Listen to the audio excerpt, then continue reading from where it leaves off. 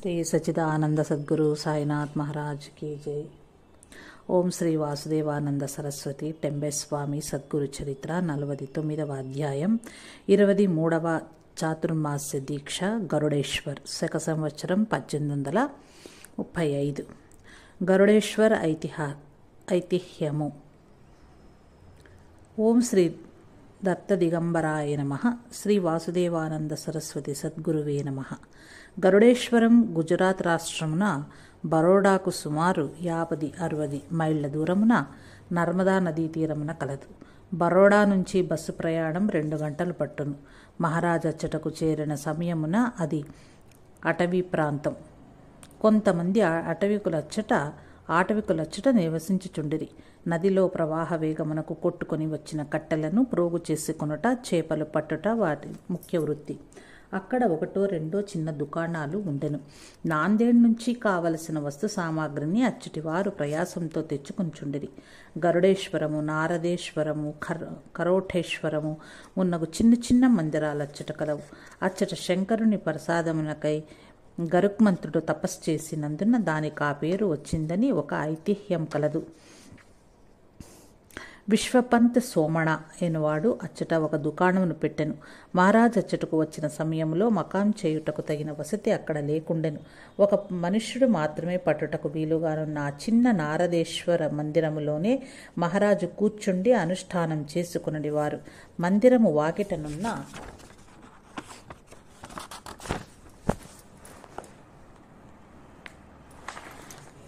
బండరాతిపై పరుండెడివారు। విష్ణుపంత్ సోమణ ఇంటికి భిక్షకైపోయేడివారు। ఈ రీతిగా కొన్ని దినాలు గడిచెను। రామశాస్త్రి ప్రకాశకర్ గరుడేశ్వరమునకు మహారాజు వచ్చినారన్న వార్త తెలియగానే జనసందోహం వారి దర్శనానికై వచ్చుట మొదలుపెట్టాను। అచ్చటకు వచ్చే భక్తజనులకు ఎండ తగలకుండా ఉండుటకై ఒక పందిరి వేసిరి।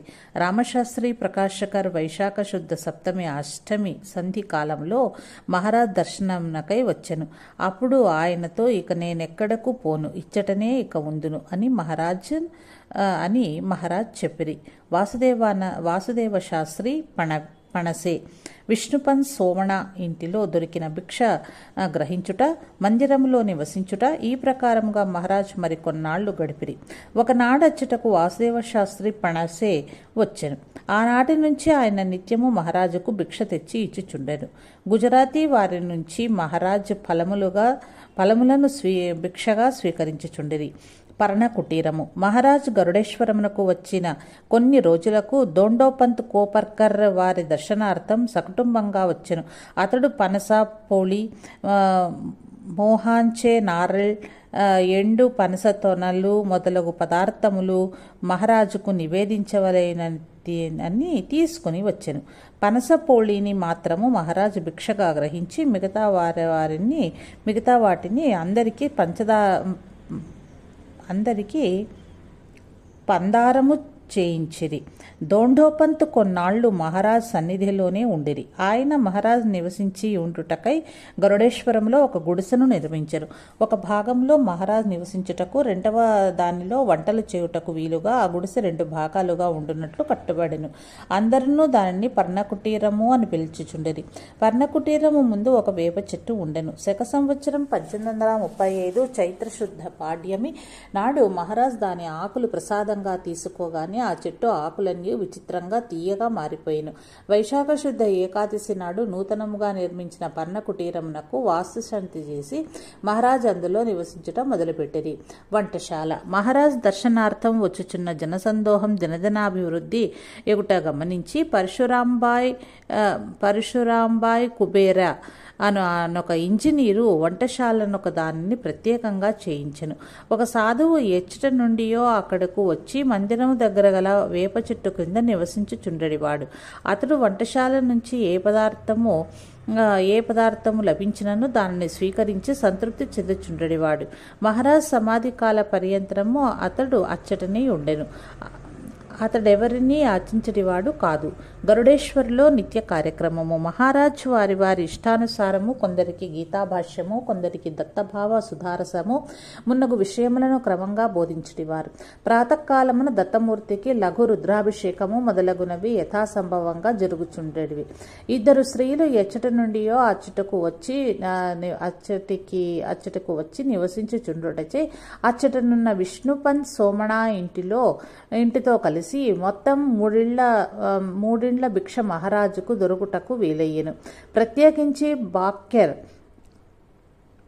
కొరతో చేసిన రొట్టె, అన్నము, మజ్జిగ,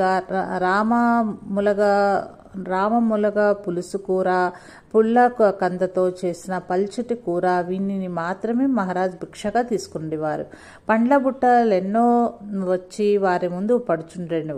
వాని వంక కన్నెతైనను చూచుటివారు కాదు. నిత్యము సాయంకాలమున కొన్ని విశేష విషయములను వారు బోధించుచుండిరి. రాత్రిపూట వారి ముందట భజన జరుగుతూ ఉండెను. భజన పూర్తి కాగానే నానబెట్టిన శనగలు కానీ, ఉడకబెట్టిన పెసలు కానీ దోసిళ్ల కొలది ప్రసాదమును పంచిపెట్టబడుచుండేది. రాత్రి వంట ప్రయత్నం లేనందున ఆ ప్రసాదమే భక్తులకు పలహారముగా ఉపయోగించుకొని ఆ విధముగా మహారాజు అందరికీ కడుపు నిండుగా ప్రసాదాన్ని పెట్టుచుండిరి. అచ్చట సత్యదత్త పూజలు ఎన్నో జరుగుచుండెను.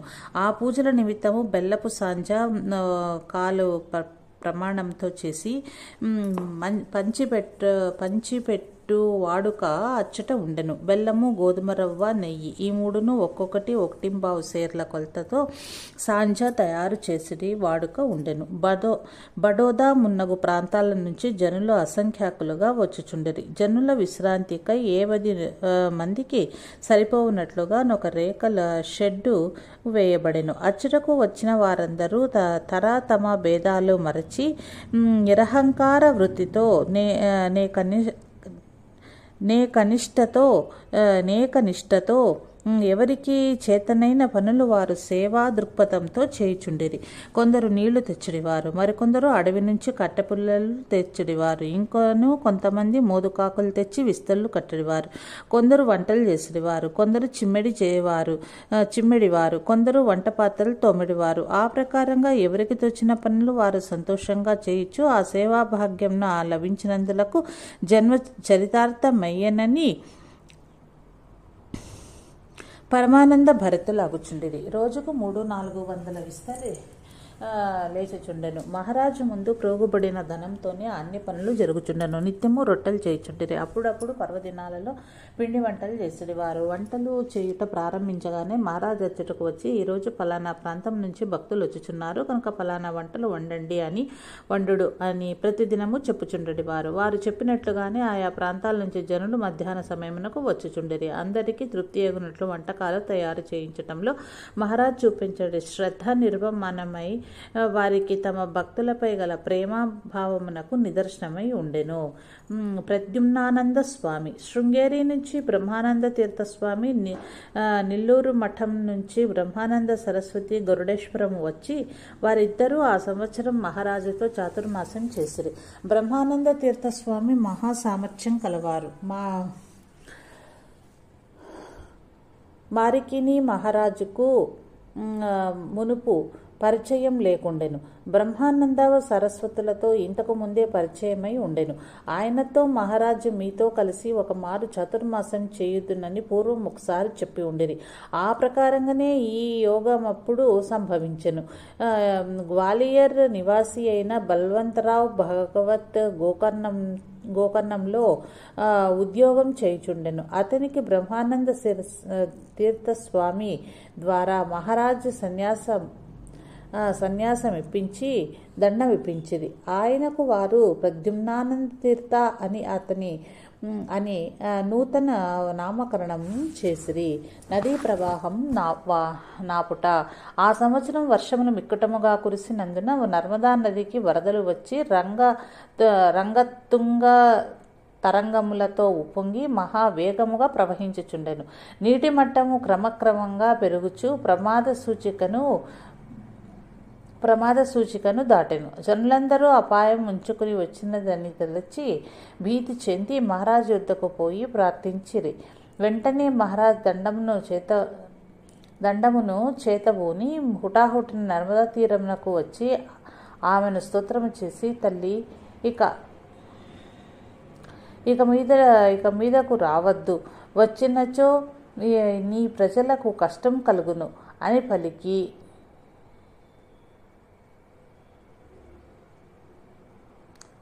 తమ దండమును నీటికి అడ్డంగా పెట్టిరి. దండస్పర్శ కాగానే విచిత్రంగా నీరు క్రమక్రమంగా కిందకు దిగిపోయెను. మరణము నుంచి తప్పించుట. శ్రావణ మాసంలో డోండోపంత్ కోపర్కర్ మహారాజ్ దర్శనార్థమై మరొకసారి వచ్చెను. ఆ సమయంలో నర్మదా నది పొంగి ప్రవహించుచుండెను. చాందోడ్లో తిలకవాడి పోవలైనని 40-50 మంది జనాలు నావపై కెక్కిరి. నీటి ప్రవాహ వేగం వలన నావ ముందుకు పోవదయ్యెను. నావ తలక్రిందులుగా అగునేమో ఇది అందరూ ప్రాణభయంతో గజగజలాడుచుండిరి. డోండోపంత్ సలహాపై అందరూ మహారాజును ప్రార్థించగానే నావ ముందుకు సాగి సురక్షితంగా గరుడేశ్వరం చేరెను. అందరూ వచ్చి మహారాజును దర్శించి సాష్టాంగ నమస్కారాలు చేసిరి. వారిని చూచి మహారాజ్ ప్రయాణం కులాసాగా జరిగినది కదా, నదిని దాటునప్పుడు నావ మునుగునేమో అని మీరందరూ భయపడి దేవుణ్ణి ప్రార్థించిదిరి కదా అని ప్రశ్నించేది.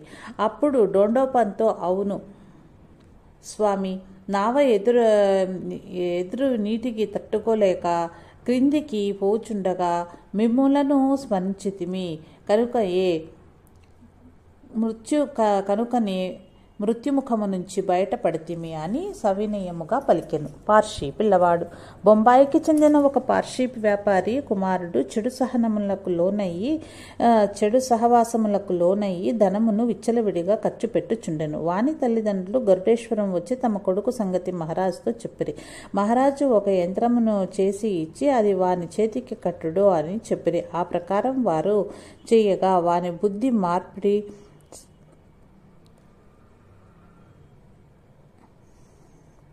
సన్మార్గమునకు మరలెను. తండ్రితో పాటు వ్యాపారమున కూడా వాడు చేయుట మొదలుపెట్టెను.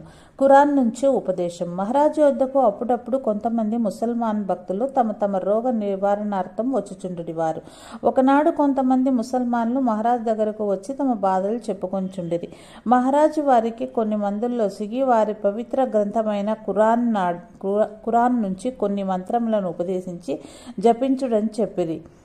ప్రతిదినము తాము పఠించే గ్రంథమే అయినను ఖురాన్లో తమకు తెలియని ఆ రహస్య మంత్రములను మహారాజ్ గ్రంథం చూడకయే కేవలం నోటితో ఉచ్చరించుచుండెను.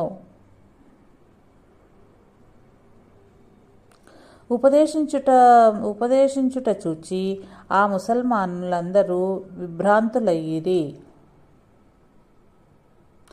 ఉన్మాద నివారణ. బడోచ్లోని మణిభాయ్ ఉమరేడ్కర్కు ఒకే ఒక పుత్రుడుండెను.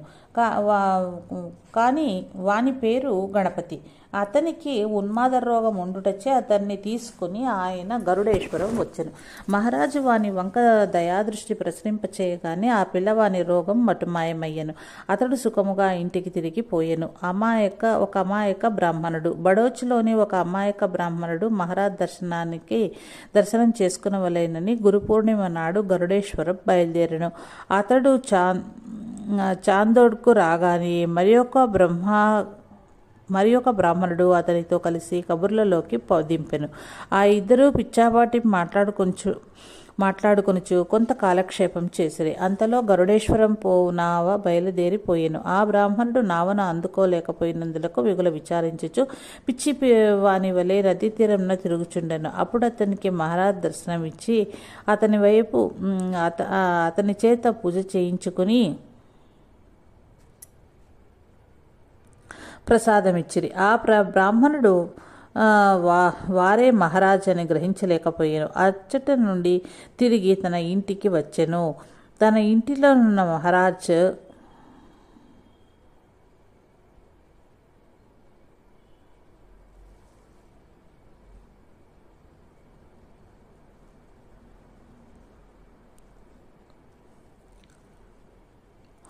అచ్చటి నుంచి తిరిగి తన ఇంటికి వచ్చెను. తన ఇంటిలోనున్న మహారాజు ఫోటో కనిపించగానే నదీ తీరంన తాను పూజించిన వారి పోలిక ఆ ఫోటోలో ఉన్నట్లు అతనికి అనిపించెను.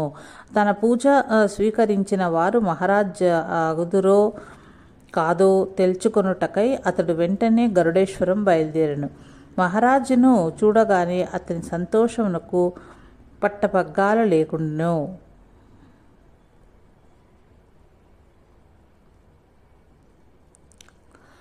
నదీ తీరమున తనకు సాక్షాత్కారం ఇచ్చిన మహానుభావుడే ఆయన అని నమ్మకం దృఢపడి భక్తవత్సలులైన మహారాజు ముందు సాష్టాంగం పడి కృతజ్ఞతలు వెల్లడించుకొనెను. ఓం నమో శ్రీ దత్తాత్రేయాయ. ఓం శాంతి శాంతి శాంతి. 49వ అధ్యాయం సమాప్తం.